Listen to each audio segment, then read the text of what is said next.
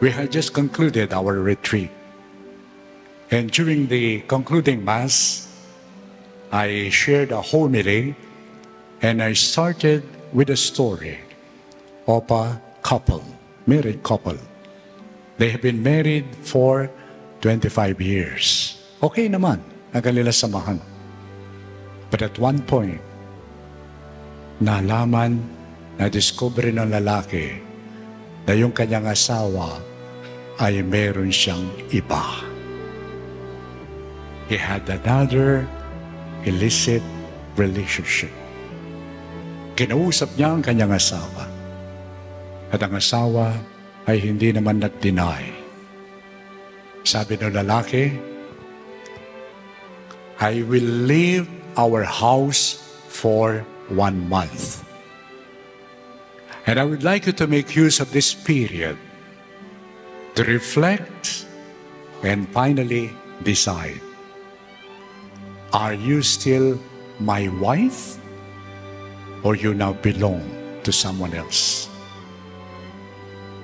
Nabanggit ko po yan kasi this is also very important in our life. Parang kumisan, tinatanong din ng Diyos sa atin, are you still mine? Sa akin ka pa ba? Sa akin ka pa ba? O meron nang nagmamay-ari sa buhay mo? Your possessions, others.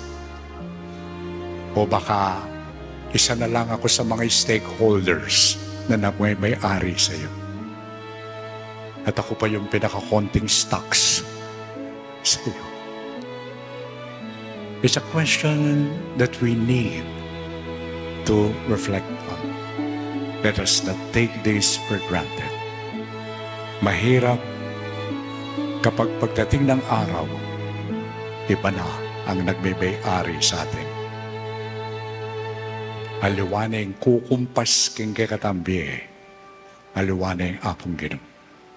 I hope and pray that these bells will remind us always that we belong to God, that we belong to Christ. Eh? Napotandan damantala rin Bella Reni, mo musabiyang kay anak mo, hoy, simba na ka, mortal sin kanyan, maluto na ka, kanyang impyerno kanyan. No. Ngunit sana rin Bell Sereni, in karelang boses, will remind us, I belong to God.